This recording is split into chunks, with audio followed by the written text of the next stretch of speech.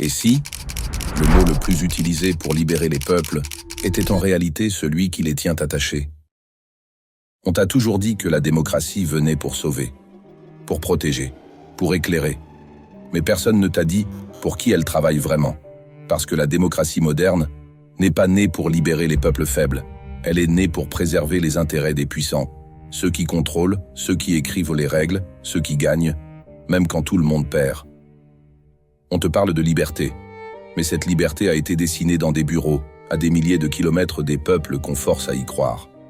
Quand l'Europe imposait des rois, elle parlait de civilisation. Quand elle impose la démocratie, elle parle de valeurs.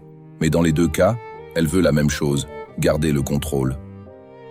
Regarde bien.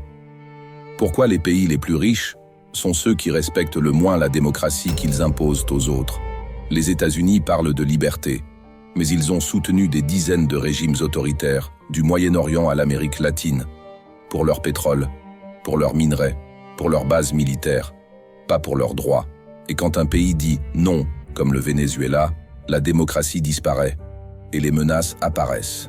L'Europe parle d'égalité, mais ferme les yeux quand ses alliés du Moyen-Orient bannissent, contrôlent, limitent, tant que les contrats de gaz, d'armes ou de pétrole sont signés. Aucune critique, aucun discours, aucun scandale, mais que l'Afrique tente d'affirmer sa souveraineté, et soudain, le mot « démocratie » devient un bâton, un outil pour juger, sanctionner, humilier, isoler.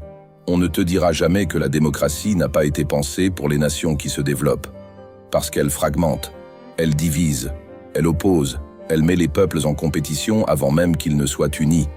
Tu te demandes pourquoi l'Afrique n'avance pas, parce qu'on lui impose un modèle qui n'est pas le sien, un modèle qui empêche la stabilité, un modèle qui empêche l'autorité, un modèle qui empêche l'unité, et donc le développement. Pendant que les puissants se cachent derrière des élections, les peuples attendent des miracles qui ne viennent jamais, parce que le système n'a jamais été créé pour eux. La vérité qu'on ne t'a jamais dite est simple. La démocratie n'est pas un remède, c'est un outil.